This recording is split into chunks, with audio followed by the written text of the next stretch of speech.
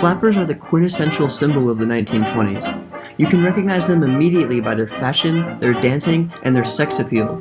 But who were they? How did they become flappers? Let's find out.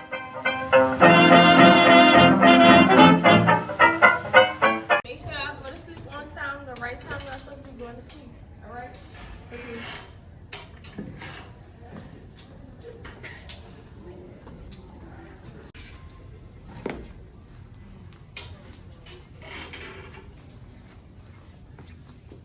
What you doing? Oh, Kenny snuck out. What?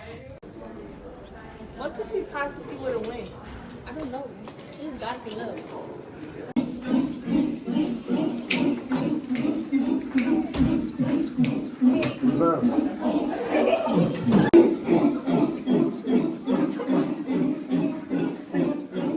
Kennedy, what are you doing? Why are you at parties? Why are you at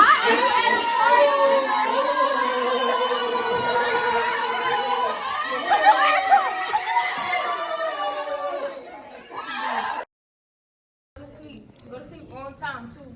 Okay, Mom.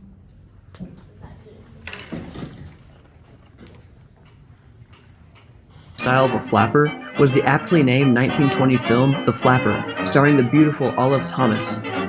The film shows a girl from a wealthy family break away from the strict rules and regulations. Represented in this room have collectively announced more than $2 trillion in new investments, and we have a total of close to $8 trillion all told. Every new investment, every new factory, and every new job created is a sign of strength in American economy. Mr. President, thank you for what you're doing, not only to revitalize U.S. manufacturing, but helping ensure that the U.S. aerospace industry continues to lead the world in innovation. U.S. must continue the leadership of AI. I want to thank you, sir, for everything that you've done. We are proud to create millions of jobs here and to make significant investments to catalyze a new era of advanced manufacturing. We finally have a president who understands that we need to reindustrialize, we need to be made in America, made in the USA.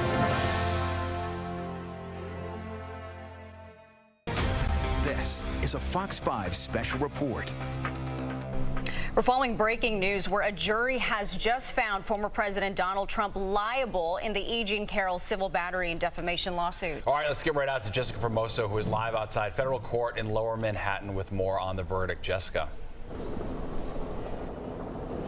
Stephen, Natasha, that's right. We just got the verdict, and they found President Trump liable for battery in the sexual abuse case against E.J. Carroll. Now, this is day 9 of the trial. The deliberations began this morning just before noon, and it took over just 2.5 hours for deliberations. This was a civil battery and defamation lawsuit against former President Trump. The jury had to consider if Carroll's allegations that Trump raped her at a department dressing room in 1996 and defamed her. Trump denied all allegations. Now, again, this was a jury of 6 men and 3 women, an anonymous jury. No one knows their names, who they are. Trump never showed up to this court to testify. The attorney for Carroll said that this lawsuit was not about money, but about getting her good name back. And Trump did not attend the trial, and that's because his legal team did not call any witnesses. Trump's lawyer, Joe Tacopina, said there are no witnesses to call because Trump was never there, and said that this never happened. But again, we have just learned now that they have found former President Donald Trump liable for battery in the sexual abuse case against Carroll. There is a lot of media out here. If you can take a look, come back live here, you're going to see a lot of cameras here, even bystanders and New Yorkers standing outside the courtroom waiting for Carroll to walk out. Again, President Trump is not present. He never came to this trial. Only his legal team is here, and we hope to hear from both sides, from both legal teams. Joe Tacopina, which is former President Trump's lawyer, as well as Carroll's attorneys, will make some sort of statement at some point. We also know that this trial also